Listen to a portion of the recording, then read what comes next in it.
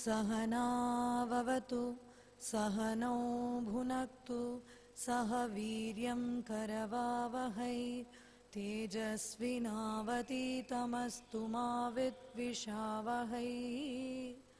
ॐ शान्ति शान्ति शान्तिः। हरिः ॐ श्रीगुरुभ्यो नमः। हरिः ॐ। अखण्डमण्डलाकारं व्याप्तं येन चराचरं तत्पदं दर्शितं येन तस्मै श्रीगुरवे नमः। अज्ञानतिमिरान्धस्य ज्ञानाञ्जनशलाकया चक्षुरुन्मीलितं येन तस्मै श्रीगुरवे नमः। गुरुब्रह्मा गुरुर्विष्णुः गुरुर्देवो महेश्वरः गुरुरेव परब्रह्मा तस्मै श्रीगुरवे नमः। स्थावरं जङ्गमं व्याप्तं यत्किञ्चित् सचराचरं तत्पदं दर्शितं येन तस्मै श्रीगुरवे नमः। चिन्मयं व्यापि यत्सर्वं त्रैलोक्यं सचराचरं तत्पदं दर्शितं येन तस्मै श्रीगुरवे नमः। सर्वश्रुतिशिरोरत्न विराजितपदाम्बुजः वेदान्ताम्बुजसूर्यो यः तस्मै श्रीगुरवे नमः। चैतन्यः शाश्वतः शान्तो व्योमातीतो निरञ्जनः बिन्दुनाथकलातीतः तस्मै श्रीगुरवे नमः। ज्ञानशक्तिसमारूढः तत्त्वमाला विभूषितः भुक्तिमुक्तिप्रदाताच्च तस्मै श्रीगुरवे नमः। अनेकजन्मसम्प्राप्त कर्मबन्धविदाहिने आत्मज्ञानप्रदानेन तस्मै श्रीगुरवे नमः। शोषणं भवसिन्धोश्च ज्ञापनं सारसम्पतः गुरोः पादोदकं सम्यक् तस्मै श्रीगुरवे नमः। न गुरोरधिकं तत्त्वं न गुरोरधिकं तपः तत्त्वज्ञानात् परं नास्ति तस्मै श्रीगुरवे नमः।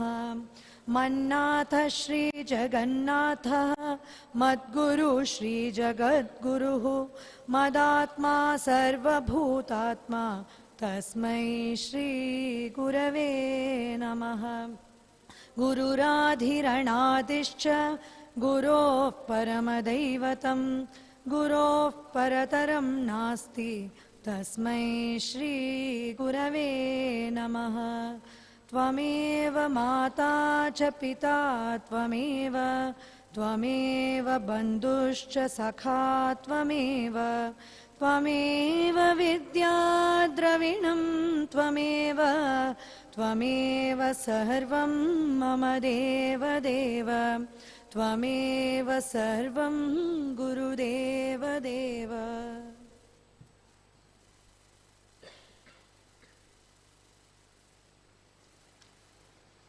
स्तोत्रम्।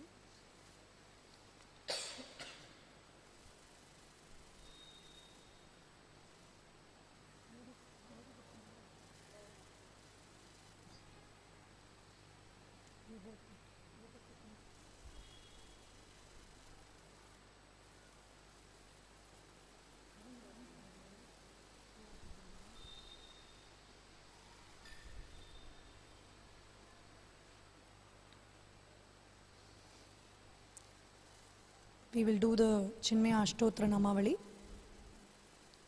Om Ajaya Namaha, Om Avyayaya Namaha, Om Avinashine Namaha, Om Achintyaya Namaha, Om Aprameyaya Namaha, Om Advitiyaya Namaha, Om Aniketaya Namaha, Om Anushasana Priyaya Namaha, Om Antasakshine Namaha, Om Antaryamine Namaha, Om Anandaya Namaha, Om Atmasvarupaya Namaha, Om Angla Bhasha Viduttamaya Namaha, Om Ishwaraya Namaha, Om Udara Hridayaya Namaha, Om Utsahavardhakaya Namaha, Om Ekasmai Namaha, Om Omkaravide Namaha,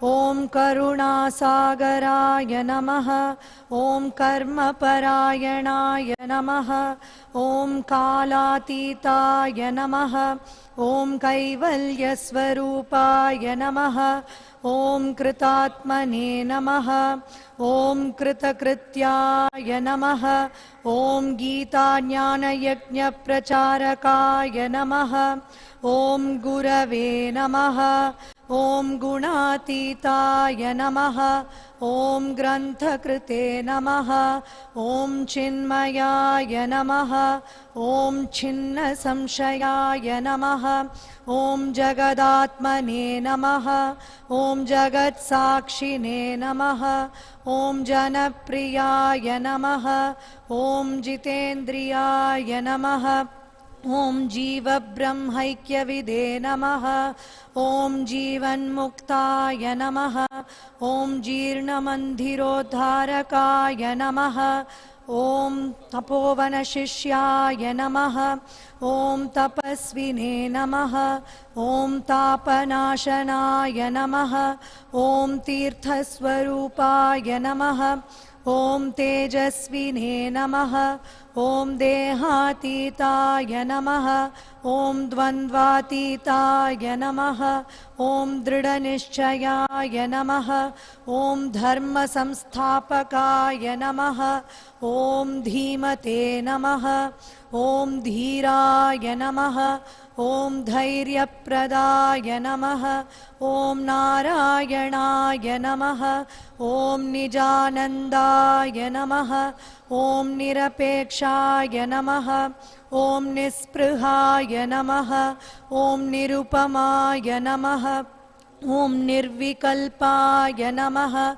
Om Nityaya Namaha, Om Niranjanaya Namaha, Om Paramaya Namaha, Om Parabrahmane Namaha, Om Pavanaya Namaha, Om Pavakaya Namaha, Om Purushottamaya Namaha, Om Prasannatmane Namaha, Om Phalasaktirahitaya Namaha, Om Bahubhaktaya Namaha, Om Bandhamochakaya Namaha, Om Brahmanishtaya Namaha, Om Brahmaparaya Namaha, Om Bhayanashanaya Namaha, Om Bharatagauravaya Namaha, Om Bhumne Namaha, Om Mahavakyopadeshakaya Namaha, Om Maharshaye Namaha, Om Madhurasvabhavaya Namaha, Om Manoharaya Namaha,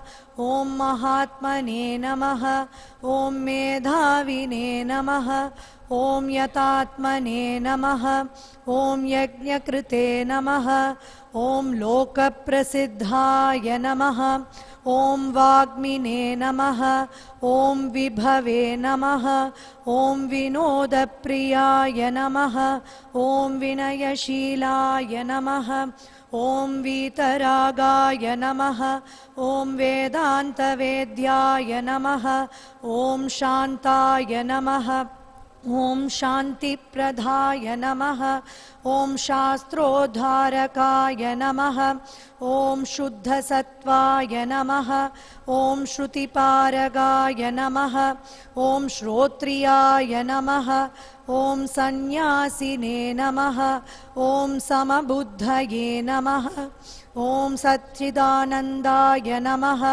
ॐ सर्वहितचिन्तकाय नमः ॐ सत्यसङ्कल्पाय नमः ॐ सन्तुष्टाय नमः ॐ साधवे नमः ॐ सुमनसे नमः ॐ सुहृदे नमः ॐ स्वयं ज्योतिषे नमः ॐ स्थितप्रज्ञाय नमः ॐ क्षमाशीलाय नमः ॐ ज्ञानमूर्तये नमः ॐ ज्ञानयोगिने नमः ॐ ज्ञानतृप्ताय नमः ॐ नित्यशुद्धबुद्धमुक्तस्वरूपाय नमः ॐ नित्यशुद्धबुद्धमुक्तस्वरूपाय नमः ॐ नित्यशुद्धयुक्त स्वरूपाय नमः ॐ श्री चिन्मय सद्गुरवे नमः।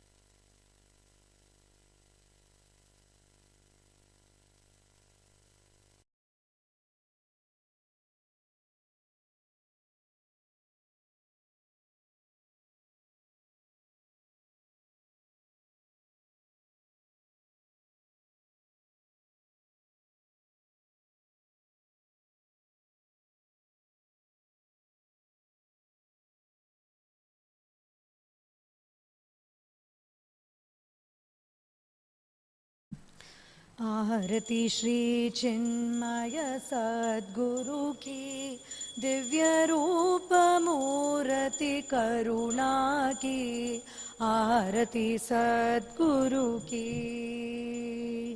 चरणों में उनके शांति समाये शरणागत की भ्रांति मिटाए पाप ताप संताप हरण की आरती श्री चिन्मय सद्गुरु की आरती सद्गुरु की वेद उपनिषद गीता को गाया, धर्म सनातन फिर से जगाया, शुद्ध नीति प्रीति शंकर की, आरती श्री चिन्मय सद्गुरु की, आरती सद्गुरु की। सिद्ध बाणी की तपो भूमि में, नित्य विराजय गुरु हमारे, भक्त हृदय आनंद स्रोत की, आरती श्री चिन्मय सद्गुरु की, आरती सद्गुरु की, आरती सद्गुरु की। बोलिए श्री सद्गुरुनाथ महाराज की जय।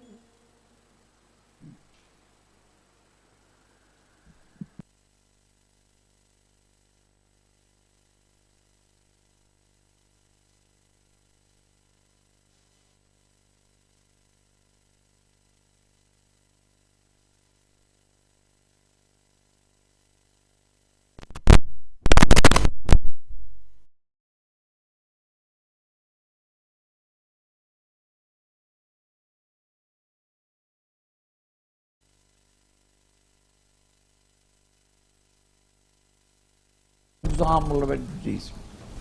Advertisement is such rare. Here is a one whole verse advertising the glory of this great secret that I am going to tell you. Arjuna, it is not a joke, it is one of the noblest. What is it? Raja Vidya, Vidya science. This is, what I am going to tell you is royal science. Anything advertised as royal, everybody purchases it. Even today, with all your democracy. If anything is royal, an underwear, royal, pack 3. Why royal? King size bed. You may be a narrow skeletonal man and a confirmed bachelor, no children. But the moment you hear king size bed, you'll say that, send one to my address, bas. King size. What is that? Toothpaste. Sample paste. Small, big, family, royal. Royal is a huge thing. Even though he is the only man in the whole house, a bachelor, he will say, pack the royal. The king size. The king size, you can't use quarter of the paste by the time it starts drying up. It is so much. It is meant only for, hostels and places where a large number of people are using it every day. But then the moment you see king size, you want it. Arjuna himself is very conscious that he is royal. So he is saying,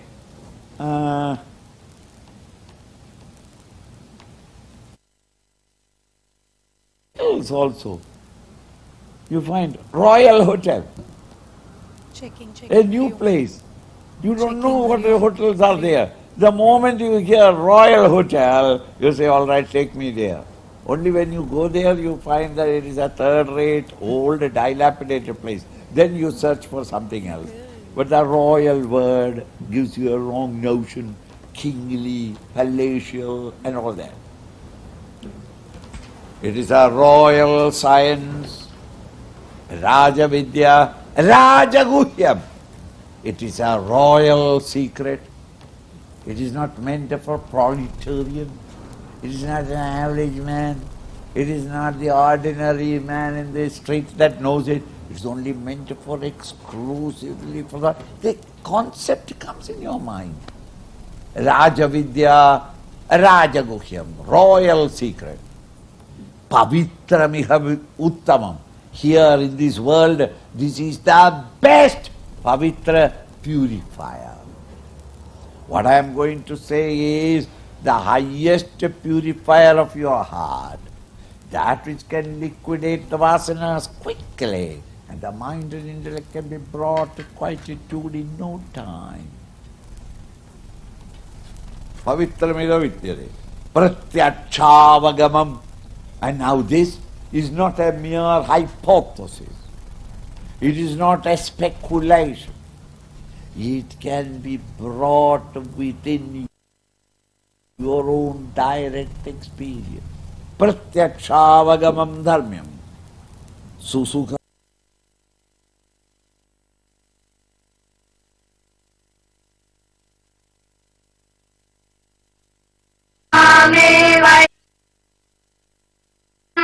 आत्मानं मत्परायणः आत्मानं मत्परायणः. He says here, conclusion, summary of what was discussed so far. Manmana bhava, fix that mind upon me, upon the Supreme. Our mind is wandering here, there, lost without direction. The direction in which the mind must be. Manmana bhava. Let that mind of yours be in my direction. Fix it upon, in the direction of me. Manmana bhava. Mad bhakta. Become my seeker. Fix that mind in my direction. Now seek me. Be my seeker. Mad bhakta. Be my devotee. You seek me in that direction. Madhyajimam namaskuru. Keep me as the supreme goal. Be my worshipper. Offer yourself to me. Matparayanaha. Keep me as the supreme goal.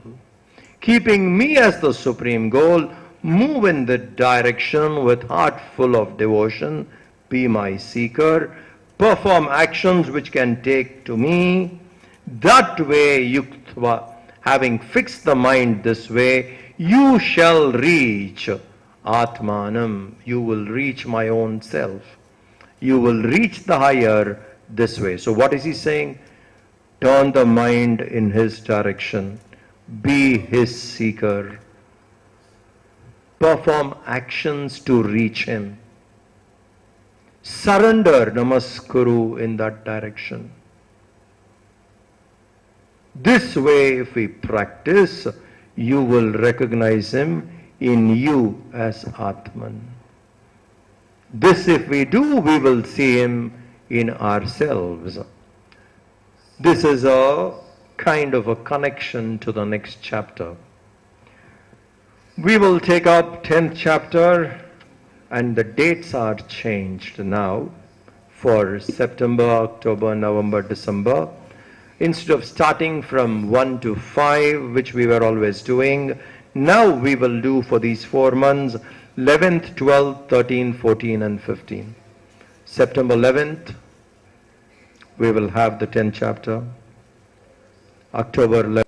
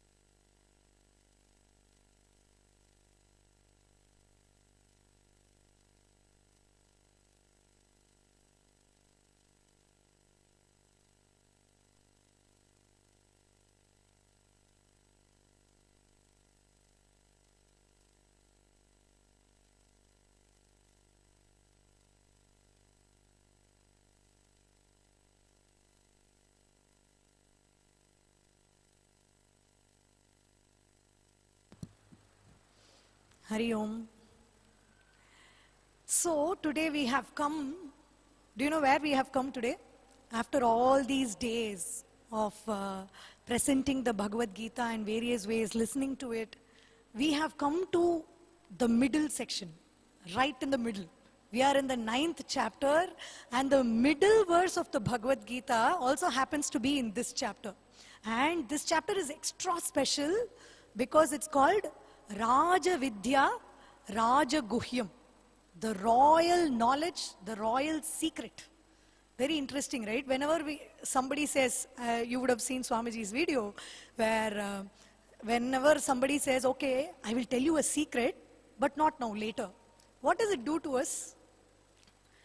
It makes us long for that secret.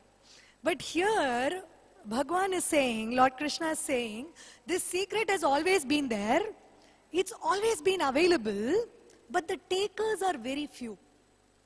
Hardly anybody takes up to this secret to learn about it or to know about it, right? Say suppose, okay, suddenly you find out that wherever you have been living for this many years, in your home, wherever, say there are 1,000 pieces of rare gems, rare diamonds or something like that. How would you get to know about it? Will you know by yourself? Either somebody who is an expert in that area should come and tell you that probably there is something, if you dig deeper you will find something out there. Or somebody who knows about it, somebody who kept it there should come and tell us, right? So somebody other than us makes us alert to this secret. Otherwise the secret doesn't expose itself to us. So that someone is the Guru. And here Lord Shri Krishna is ready to be that Guru who reveals or exposes this royal secret to each one of us. And he is saying it is open. If you are willing, yes, it's ready, you can take it. And if we see the previous chapters, in the 7th chapter, he gives a basic elementary introduction to contemplation, dhyana yoga. And then in the 8th chapter, he goes into depths, a slightly more intense version. And finally, in the 9th chapter, he goes to that postgraduate level, higher level of contemplation. He gives us not just this self-knowledge, that is Brahma Vidya. He says how glorious it is, why is it glorious, and not just that, how can we actually live it? How can we practice it? Because it is no use just taking it and keeping it inside as information, right? We have to live it. So that's where he says, I will help you live it as well. So in this chapter, as we see, we are going to present it as 9 secrets from the 9th chapter. So 9 secrets are going to unfold one after the other. And let us take in one secret after the other and try to live it. So that is how we are going to go about it.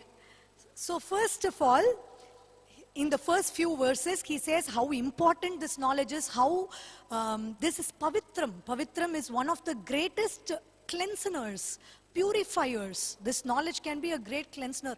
And it is susukam. Susukam, you know, sukam means comfort, easy. Susukam is extremely easy. So he says it's a royal secret. It's one of the greatest, greatest knowledge. And why is it the greatest? Knowing this, we have nothing else to be known. This secret, if we know this secret, beyond this secret there is nothing to be understood or learnt new. So he says, but it is very easy, susukam. How? That is because we are already that and we just have to wake up to it. It is not like too much of effort has to be put in the outside world. No, we just have to wake up to the fact. So he says, if you are tuned, it is going to be that easy. So let's see if we are tuned. And we are going to start with secret 1. Okay, the first secret is going to unfold itself first. Okay, and here Krishna starts off with a startling statement. Okay, something like a didikkidum unmai. You know, if somebody says that, it's like a truth that kind of startles you, right? So he starts out with a punchline. He says, the relationship I have with the world is a relationless relationship. I have a relationless relationship with this world. What is this? Very unique, right? We usually introduce ourselves saying, I am the mother of, I am the son of, I am the friend of, I am a member of this Chinmaya mission. Like that, we identify and we say. But here he says, my relationship itself is relationless. So what is unique about that? So he tries to say, let's start with an example, okay? I'm trying to create a scenario here for you. Just imagine this scenario where there is a little boy, he's going to school. He's gone to school, he comes back very tired, very fatigued, also a little cranky. You know, little children, when they come back from school, they're a little cranky, they come back, they're hungry. So when he comes home, his mom says, okay, let me give him something to eat first. She brings a plate full of idlis. The child looks at idlis and makes a face and says, no, not this, I don't want this, I want something else and all that. Now the mom gets an idea. She takes the idlis inside, she throws some spices, she puts some sauces, she tosses it together, and finally she brings out idli Manchurian. When the child hears idli Manchurian, immediately the child is excited and jumps at it, gobbles up every part of it. But wasn't it the same idli? The substratum was the same, idli was the same, just that the form and the name changed, but it became interesting. What he disliked earlier, now he liked. So, we have to ask ourselves, are we swayed by these likes and dislikes towards just the names and forms? Bhagavan here says, this relationless relationship is basically, everything is in me. Everything that you find, be it that idli or the dosa or anything else you make with it, everything is in me, but I am not in them. They are in me, but I am not in them. What does that mean? They are in me, but I am not in them. Even more confusing. Okay. So, he comes to say that, let's take, have you gone to the Matsya Narayana temple in Chennai? If you haven't, you should be there. And there's a beautiful ocean side nearby, the beach nearby. And you will see, can you enjoy the ocean without the waves? No. Only with the waves, it is more joy to enjoy that ocean, right? So, what happens, every wave, suppose when it is rising and when it is falling, the wave thinks, this is me. I am rising. I am going to that glory. Oh, I am dropping. Somebody help me. And it becomes nothing. And again, another wave rises. And then the wave drops. So this keeps going on and on and on. Do you think the ocean will care about it? Maybe for each wave, its emotion is that important. But for the ocean, all these are changes that I am supporting from below. So here we are using the word ocean very as a synonym to water. Okay. So water will be like, hey, I am in this wave, I am in this bubble, I am in this froth, I am in everything. So I am everything, all of these are in me, but I am not participating in each one's emotions. I am not in them, meaning I am not participating or being swayed by each and every change that is happening in me.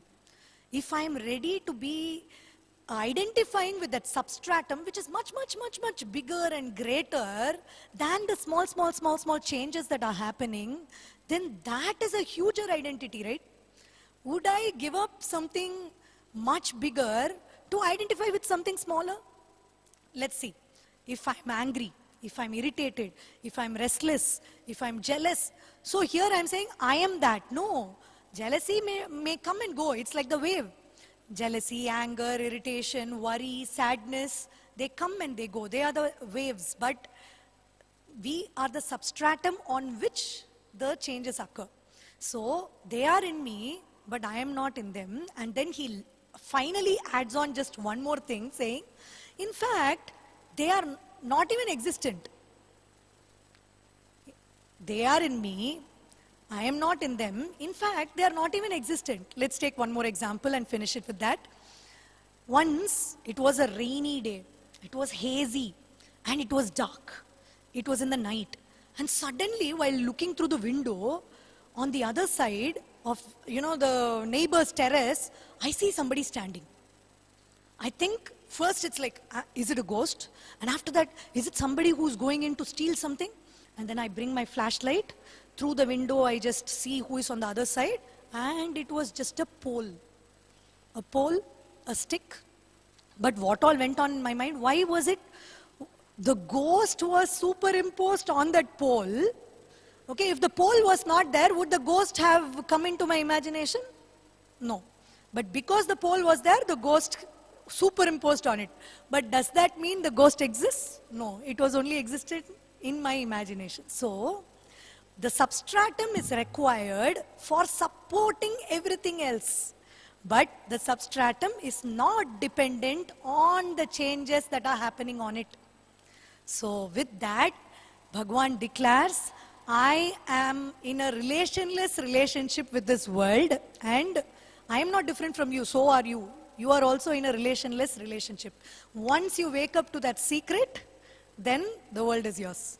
So with that, we go into the second secret.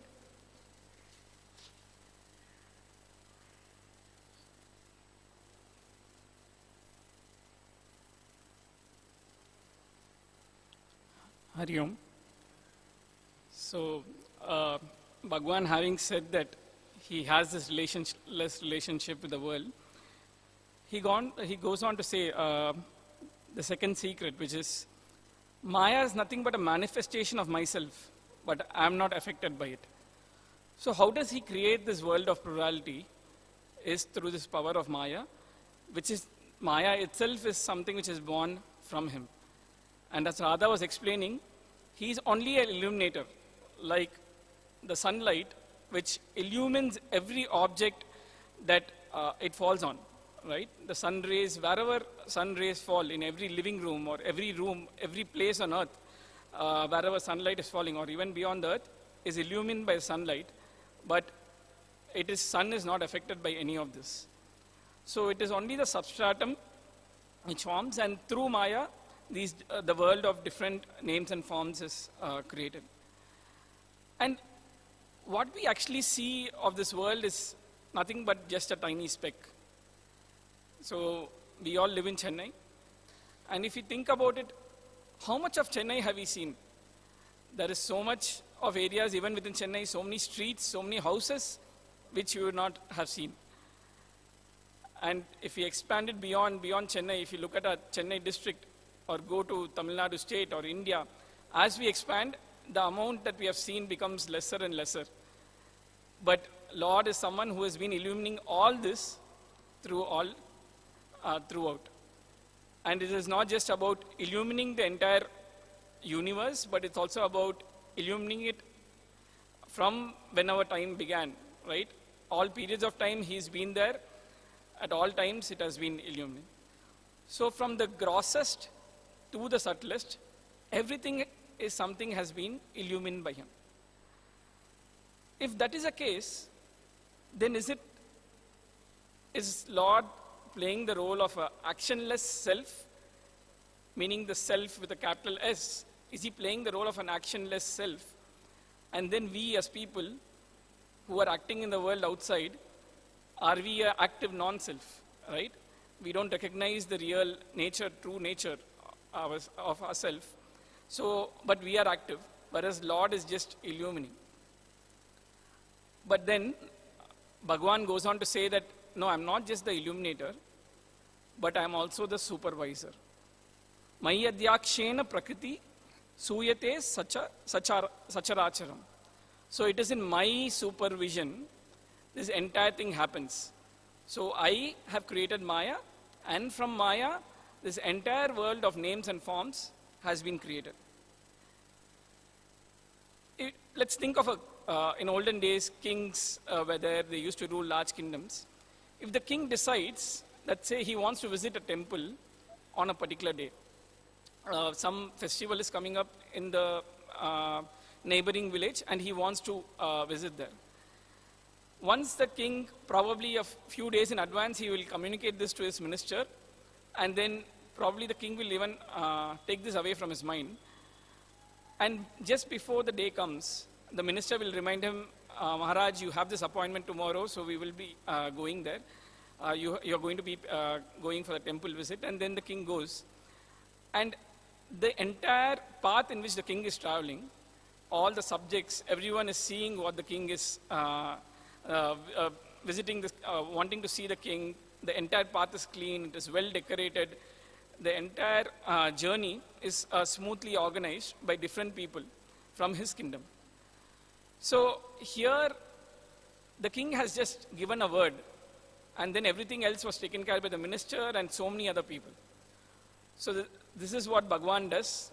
He just has a thought, and that through Maya, he manifests in the way he wants. So when Bhagwan uses Maya, which is under his control, then we call it a Leela. And when the same Maya, under whose control we become, then we call it delusion, or we are bound by the spell of Maya. That is what we call as Maya. So let's move on to see secret 3, where Bhagwan is going to be explaining, like, we know that this secret, like Radha was mentioning, we know this secret, but then why don't we recognize it?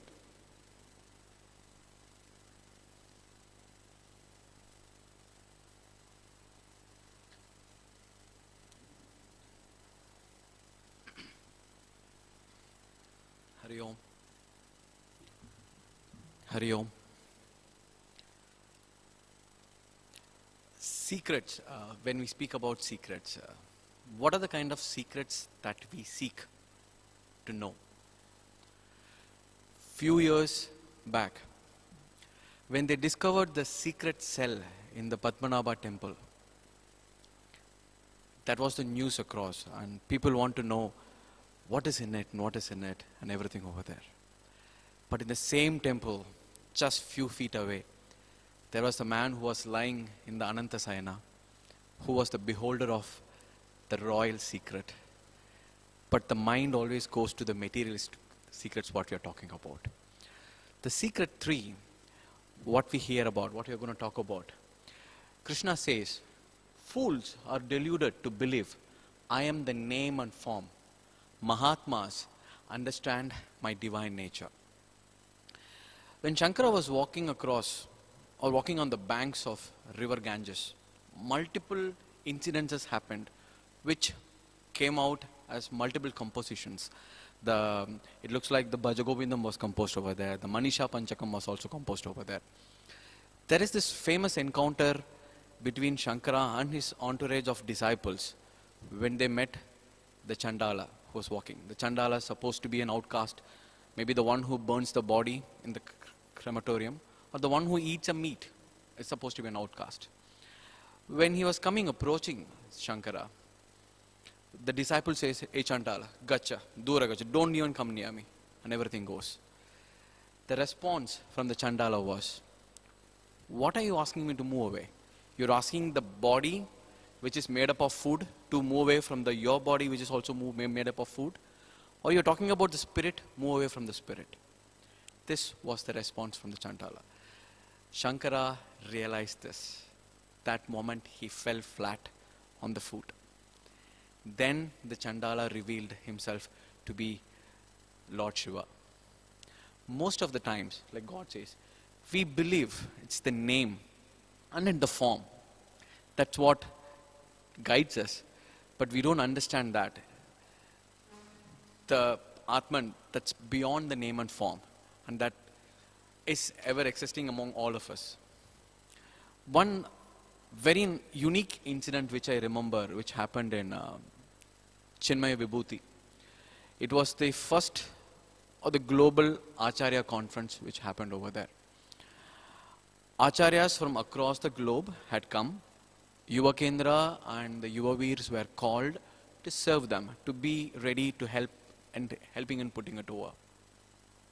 So we were there in Pune at that point of time, and that's when we completed the Yuva Veer course. So Swamiji came, Swami Mitrananji came. We were eager to see him because he was there. So we went and met everyone, and then we spoke, So 300 acharyas were there, and to serve them better and to make it very alert, we prepared a kit.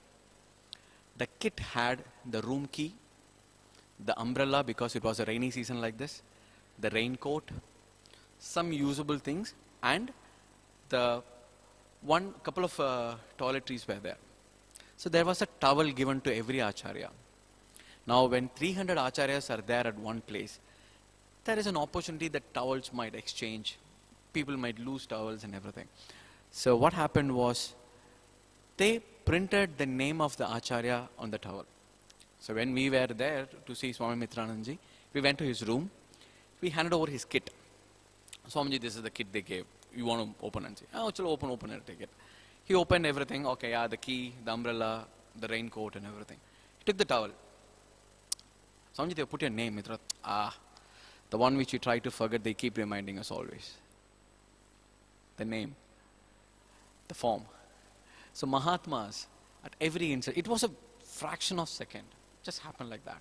But I remember today when I sit and remember, oh my God, that's what it's this. That's a secret. I was revealed the secret very earlier on that, and it was. I would never ever forget that secret now. People get attached to the name and form, and science says that when you're sleeping deep in your subconscious mind, when someone comes closer to your ears and utters our name, say Madhu or something, we wake up. If I'm sleeping, and if the same voice and the same volume, if they come and say someone else's name, say Anand, I wouldn't wake up. Subtle, come near my ears and say Madhu, wake up. People wake up. Because we identify with the name and the form. But here, Krishna says that only fools will get identified with the names and forms. The Mahatmas go beyond that. So that is the third secret. And I request my next speaker to come and reveal the fourth secret. Thank you.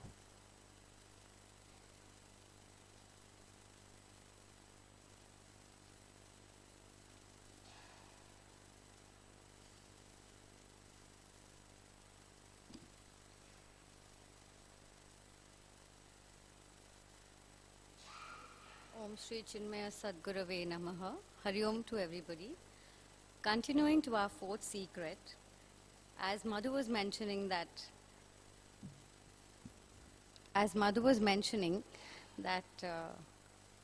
it's the form and the name.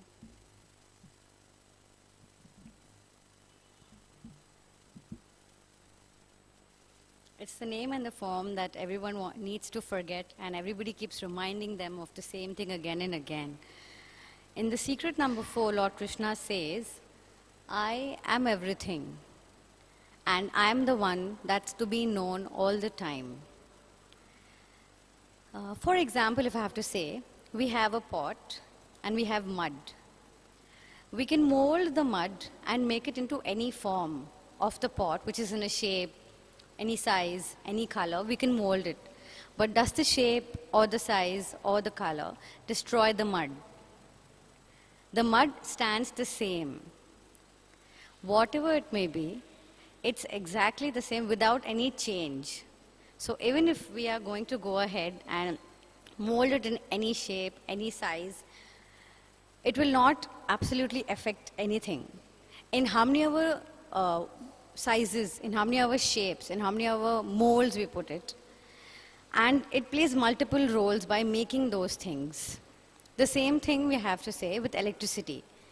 Electricity runs through everything, but does it affect it?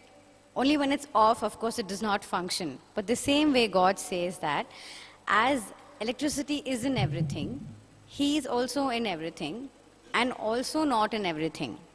It does not affect God in other ways, like the electricity does not be affected when it is flowing through a light or through a bulb or through anything else. So He says that for everything, He is the only one thing that we have to always know. He plays roles of a father, of a mother, of a sister, of a brother. Those are names that are just known. But in spite of knowing and not knowing that, He is existing in all of them. And that's the secret that we always have to remember, to know that He is the one thing to be remembered for everything. In different forms, of course, but for whatever it may be, He is the one. He is the origin, He is the dissolution, and everything that is happening in between as well. So I will request my next speaker to go ahead and share secret number 5. Hari Om.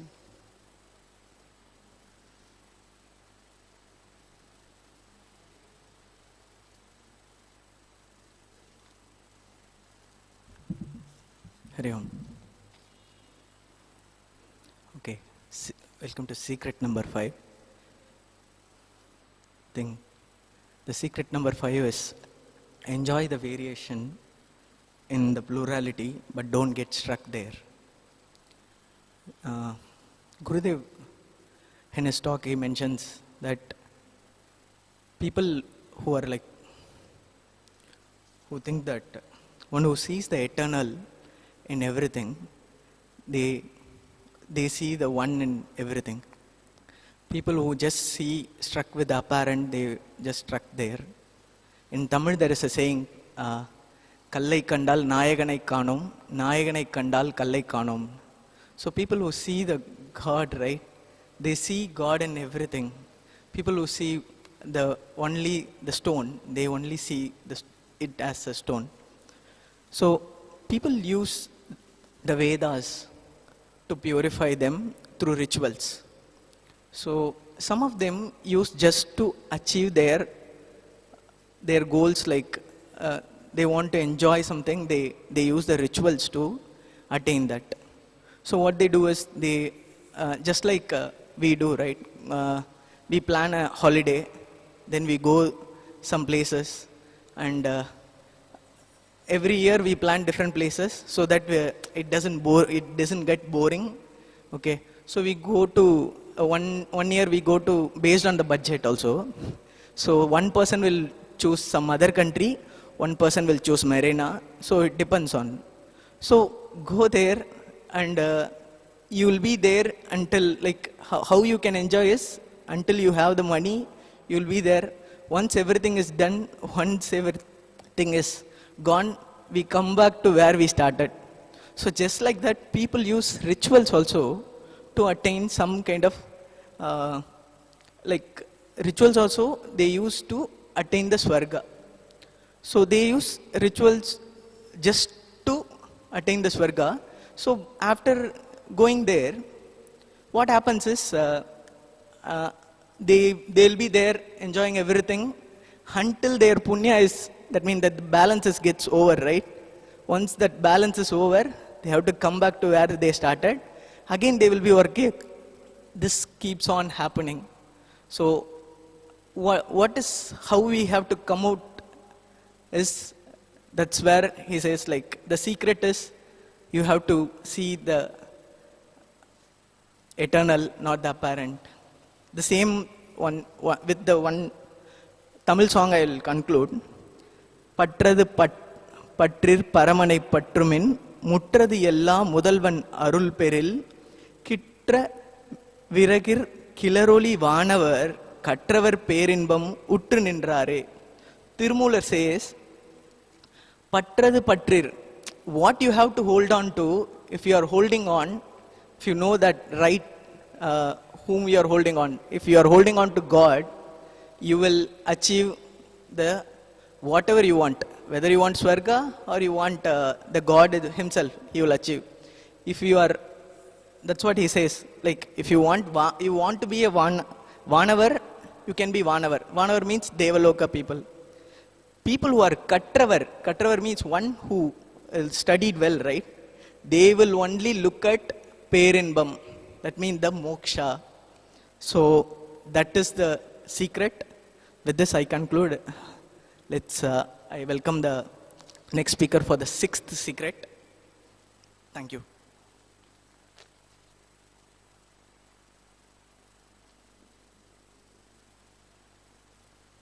Hari Om. Checking. So we are right in the middle of the Bhagavad Gita, and we are right in the middle of these secrets as well, right? So we are right now at a very, very famous verse. But before we get into that, what is the secret out here, right? So Bhagavan Krishna says, to those who worship me with that single pointed focus, and people who are self-controlled, for them I bring yogam and kshemam, right? a very famous verse. LIC decided to borrow part of this verse. But all the same, let us try and see if we can unpeel this. Let's slowly start removing the wrappers to see what Bhagavan Sri Krishna is really trying to communicate here. So, one thing that we learnt is two words, right? Yogam and Kshemam. Now, these two words seem very, very positive, but they also bring us a lot of sorrows. And why so? So, one is about acquiring, gaining things, and the other, Kshemam, is trying to protect, safeguard whatever we've gained. So that is what Yogam and Kshemam is all about, which means the cause of our sorrows are these two main things.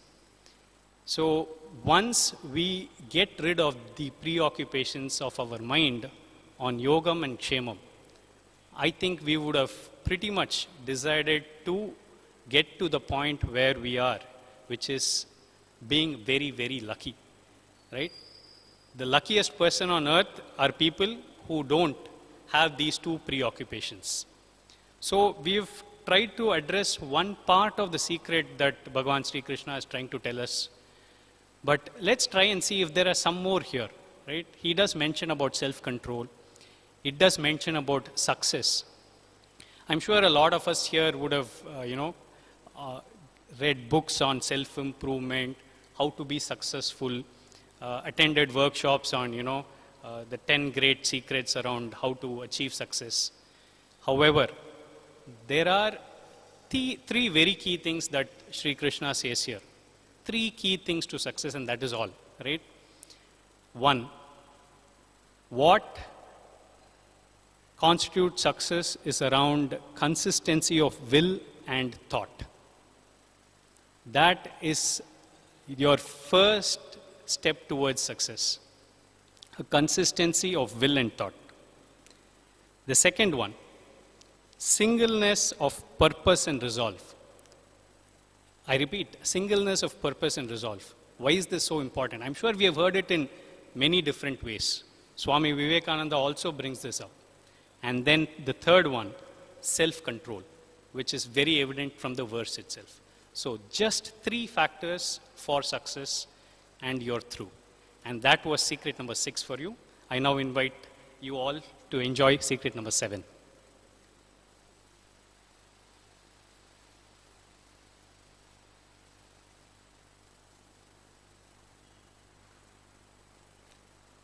So Bhagwan has guaranteed us yoga and Kshema, which is what we saw in the last secret. So now Bhagwan goes on to say, what we invoke is our choice. I am guaranteeing you yoga and Kshema, but what I have given you the power to choose. What you want to invoke is your choice. That is the power which Bhagwan has given us. So there are different people who go after different things. There are different deities that we go after. We go after different gods. Some might pray for rain, some might pray for sunlight, some might pray for fire. We could be praying for different things, but Bhagwan goes on to say that it is me who is giving the power to each of these gods. Though there are many gods, it's the ultimate, the supreme is who is actually guiding them, who is giving the power to them. So when we go to a temple, again we have a choice.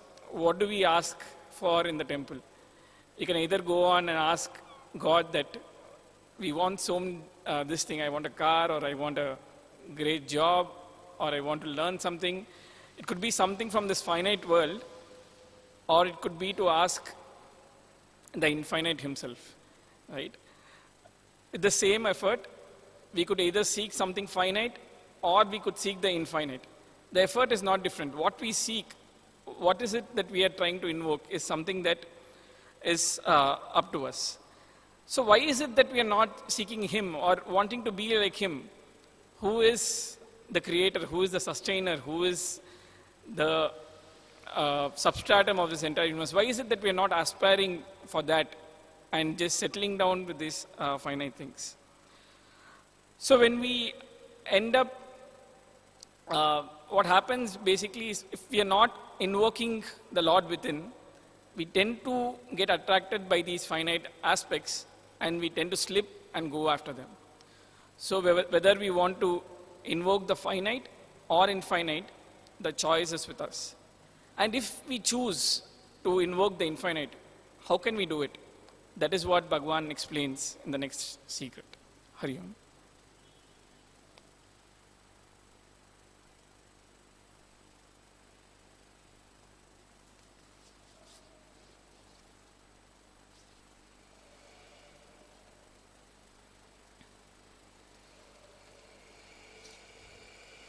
So, we saw earlier that Gurudev said it is susukam to get this knowledge, right? Susukam is so easy.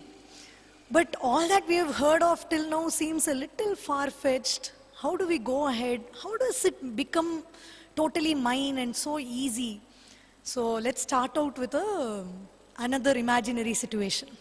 So in this situation, there is a little toddler, say 2-3 years of age, very hungry. He's going around the house, tatakapithakana, he's walking, crawling, and he's seeing one shopping bag. From there, he's taking one banana.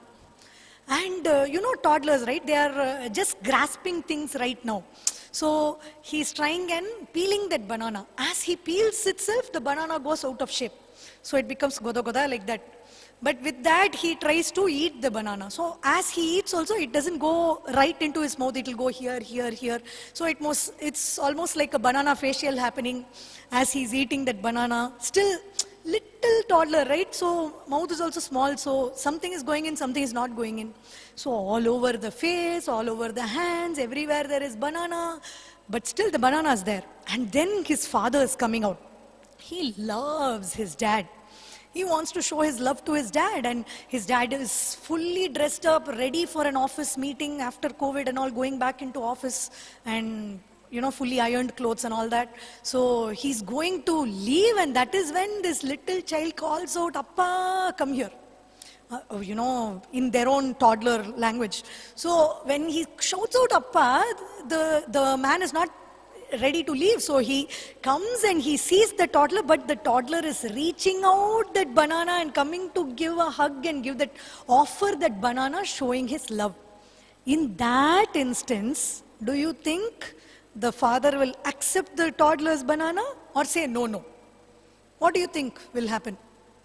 Will any father, even though new clothes, even though well-pressed, ironed clothes, still that cute scenario, right? In that situation, when the child is offering that banana, whatever it is, the father will take that banana, right? So coming back to our situation, here Krishna says, whatever you give, it cannot be definitely your own. It is from, of course, it's all Bhagwan's, right?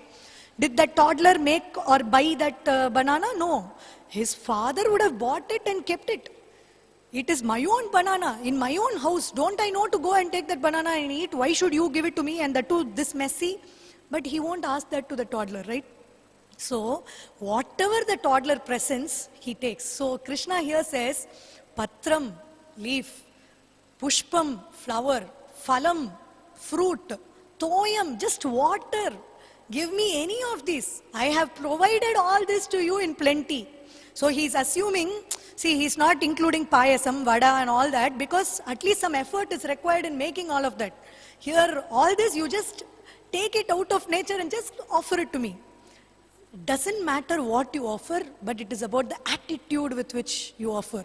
Offer it with that pure love of that toddler, which gave it to that daddy, and like that dad, I will take it from you.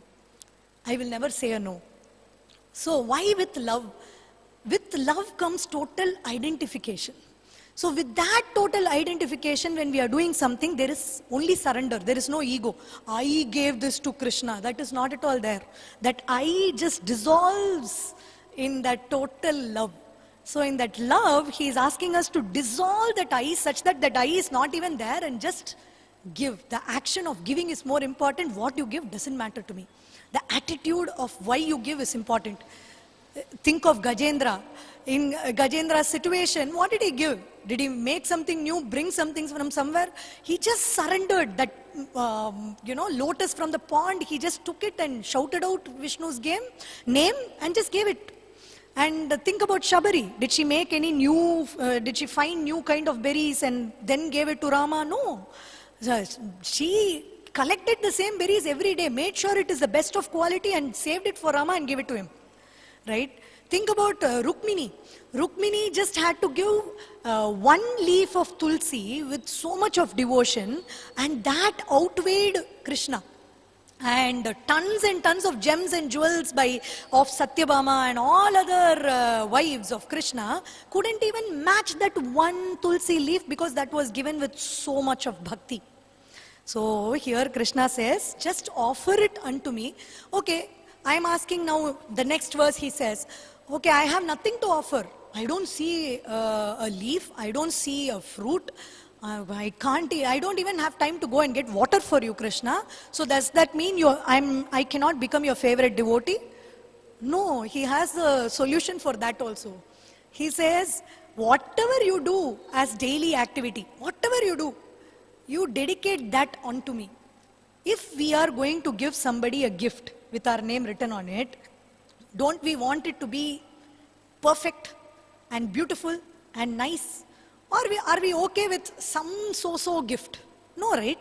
So whenever you are giving something as a gift, you want it to be perfect. So with that spirit of offering, if we are doing every activity in our daily life, then what happens? Every activity we are trying to achieve perfection there. And the ego also comes down unconsciously. We don't even have to make an effort there.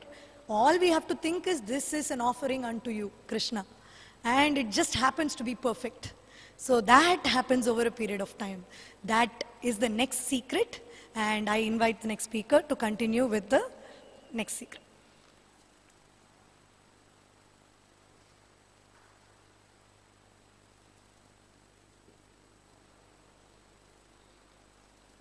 So we just saw a secret, and I think we are ready to actually learn and implement it right away. So I make this an offering to Sri Krishna. So let's come to the final secret. A secret which is not really a secret, because Bhagavan actually proclaims this in two fronts, two major fronts, I would say. One, he says, I'm the same to all beings. I don't have friends or enemies. And two, he very clearly comes out and says, I never fail my devotees. Right? So these are really not secrets per se, provided we understand them in a very deeper way. So let's try and look at both of these. Secret number 1, right? Within this secret number 9 is, he has no favorites. Do we really believe that?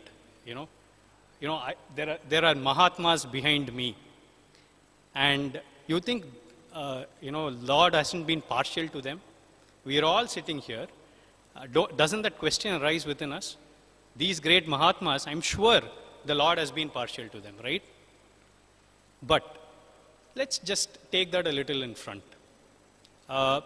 We go into, say, a very cold place. Let's say we are on the Amarnath Yatra, and, there is this beautiful campfire in front of us.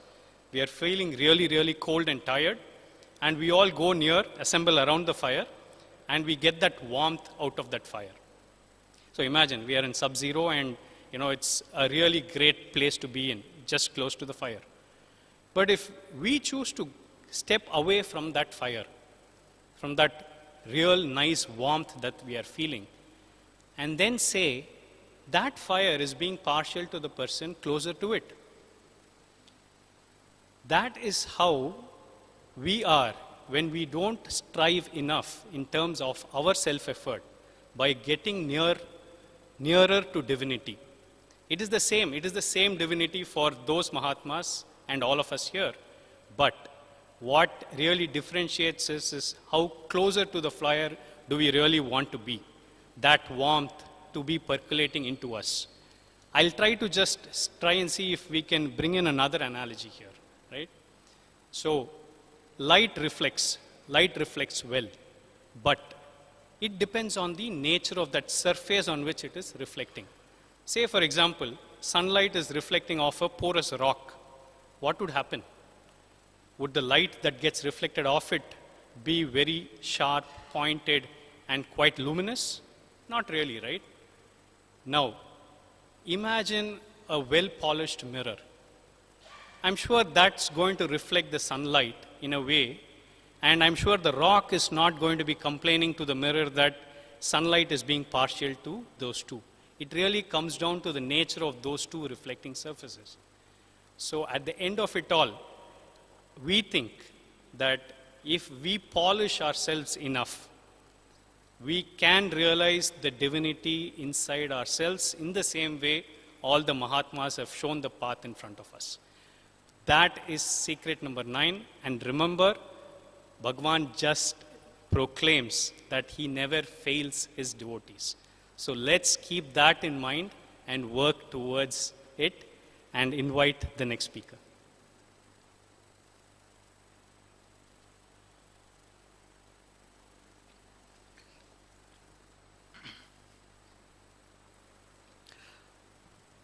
Hari Om.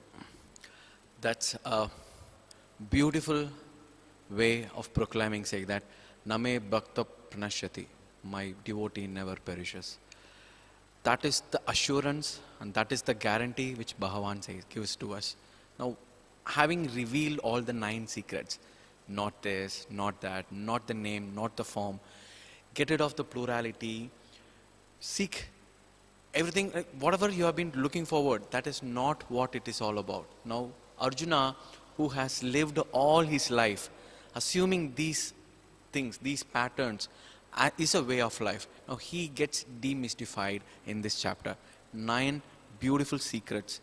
The man who was sleeping next to the secret cell in the Padmanabha temple, he is the beholder of these beautiful 9 secrets. And he, the final stage, he assures, saying that, don't worry, you are my devotee, you would never perish. Such a big assurance, such a strength. This particular statement, we remember when we did the Chinmaya Sandesh Vahini, when we took the bus and everything, there was the altar of Gurudev in the bus. We were thinking what can be put at the altar of Gurudev, what message can be over there and everything.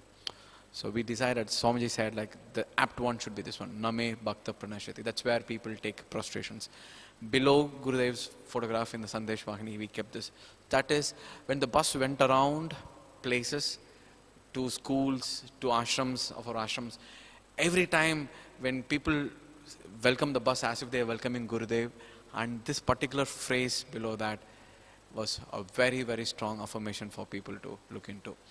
Now, having demystified Arjuna by revealing 9 important secrets. Now the next question what Arjuna would be thinking is, what next? Now you said, all the while I have been living, these are the things I should be believing. But you have completely shaken my belief. What next? He says, Krishna says, take me as your supreme. Take me as your goal. Take me as your goal. You come to me, I would take you forward. Now having demystified the worldly things which he say, now in the next chapter, in the Vibhuti Yoga, Krishna is going to reveal his creation, the Vibhuti, the glory of what he has created, and saying that this is what I am. Now though you have left the worldly things now in this Vibhuti Yoga, I will show what is my glory, so that you can hook upon me, you can anchor on me, and can walk to me. So that is the beautiful message from this brilliant chapter. With this, we complete this 9th chapter. I'm going to request to come and take over for the next session. Thank you.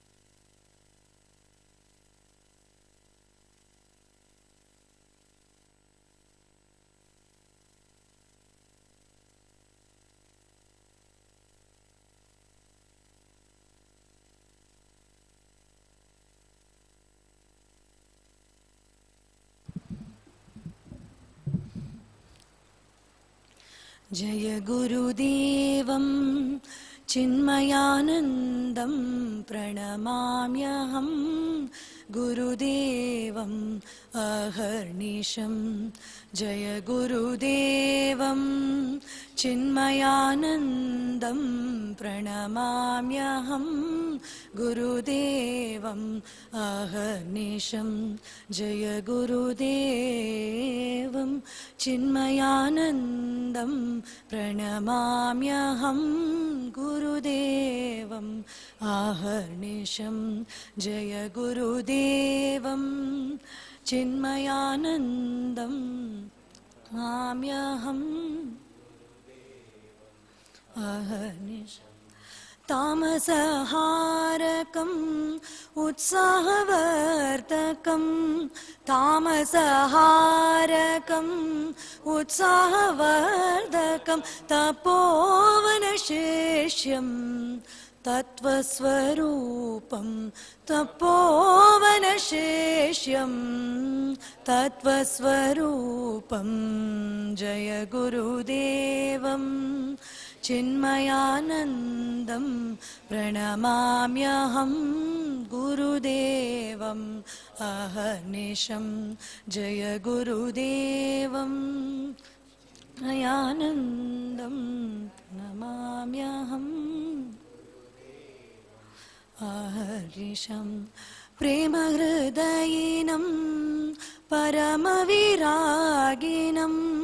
प्रेमहृदयिनं परमविरागिनं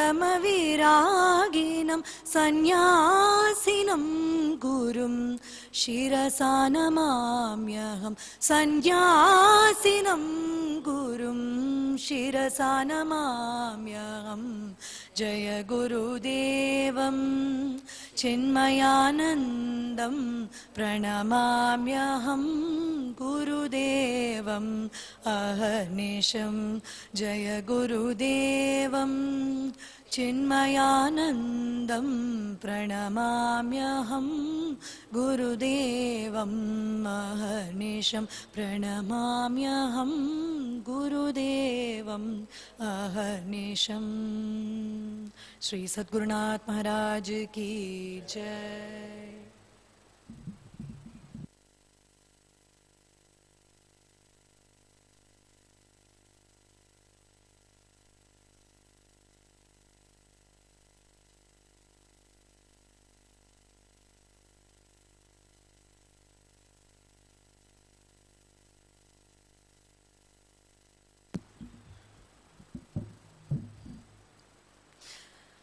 Vanamali Radha Ramana Giridhari Govinda Vanamali Radha Ramana Giridhari Govinda नीलमेघ Sundara Narayan Govinda नीलमेघ Sundara Narayan Govinda Vanamali Radha Ramana Giridhari Govinda Vanamali Radha Ramana Giridhari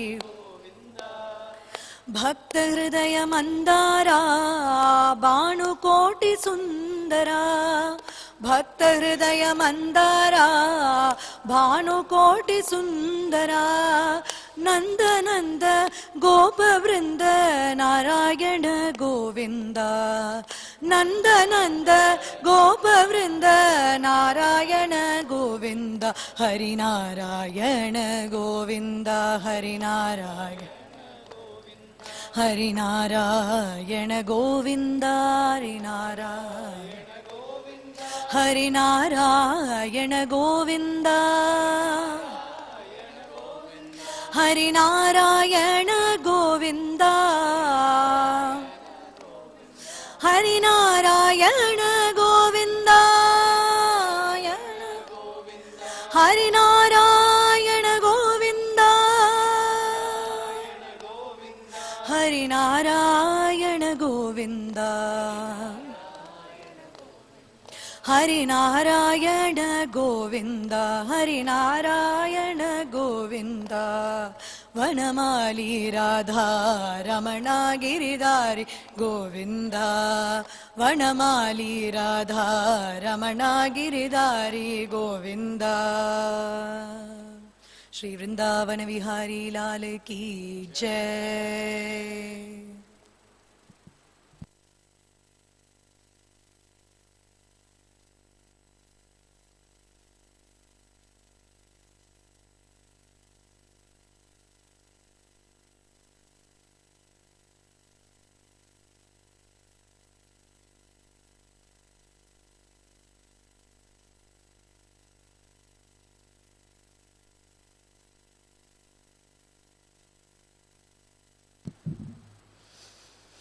Shri Anjaneya Sanjeevaraya, Shri Anjaneya Sanjeevaraya, Anjana Sukumara,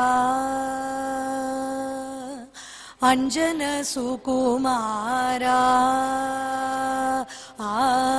Sita Prana Taraka Sreshta, Sita Prana Taraka Sreshta, Rama Bhakta Hanumanta, Shri Rama Bhakta Hanumanta, Shri Anjaneya Sanjeevaraya, Anjana Sukumara,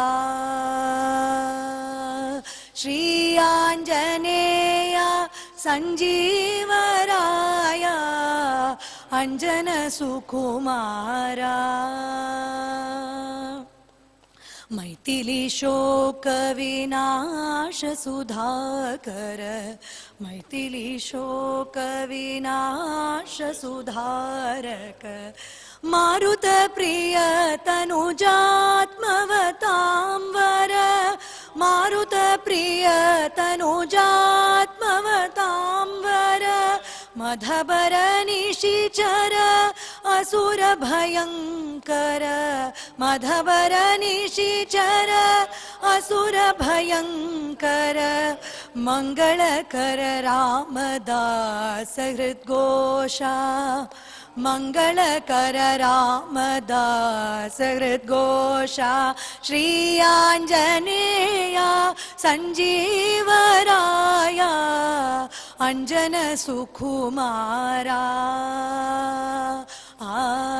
Sita Prana Taraka Sreshta, Sita Prana Taraka Sreshta, Rama Bhakta Hanumanta, Rama Bhakta Hanumanta. Shri Ram Jai Sita Ram, Shri Ram Jai Sita Ram, Shri Ram Jai Sita Ram, Jai Sita Ram, Shri Ram Jai Anjaneya, Anjaneya, Anjaneya. Shri Ram Jai Sita Ram, Shri Ram Jai Sita Ram, Shri Ram Jai Sita Ram, Shri Ram Jai Sita Ram, Shri Ram Jai Sita Ram, Shri Ram Jai Sita Ram, Shri Ram Jai Sita Ram, Shri Ram Jai Sita Ram. Boliye Shri Anjaneya Swami ki Jai. Om Purnamadah Purnamidam Purnat Purnamudachyate Purnasya Purnamadaya Purnamevavashishyate. Om Shanti Shanti Shantihi. Harihi Om. Shri Gurubhyo Namaha. Harihi Om. Hari Om. Today the presentation was done by Chinmaya Sethu Kari. Chinmaya Sethu Kari is the bridge, literally, of Chinmaya Mission, where we are pass outs from Chinmaya Yuva Kendra, and we are helping Chinmaya Yuva Kendra reach the next level. So we are like the mentors to the Chinmaya Yuva Kendra wing, and we take up a lot of projects and activities, and we will be part of every other wing that Chinmaya Mission has, be it Shishu Vihar or be it Chinmaya Sunday Patashala, be it Chinmaya Yuva Kendra classes. We will be undertaking all of that, and we will also have a set of interesting classes and activities aimed at this particular age group where we are working. We have a lot of our own kind of problems to grapple with, and we have to also strike a balance between work life and also tread the spiritual path. So how is all this possible? It is possible, and we try by all means to make that work with the guidance from our acharyas here. So that is Chinmaya Sethu Kari. If you would like to join the Chinmaya Sethu Kari, the information will be available with the Chinmaya Mission Chennai office. Hari Om and thank you.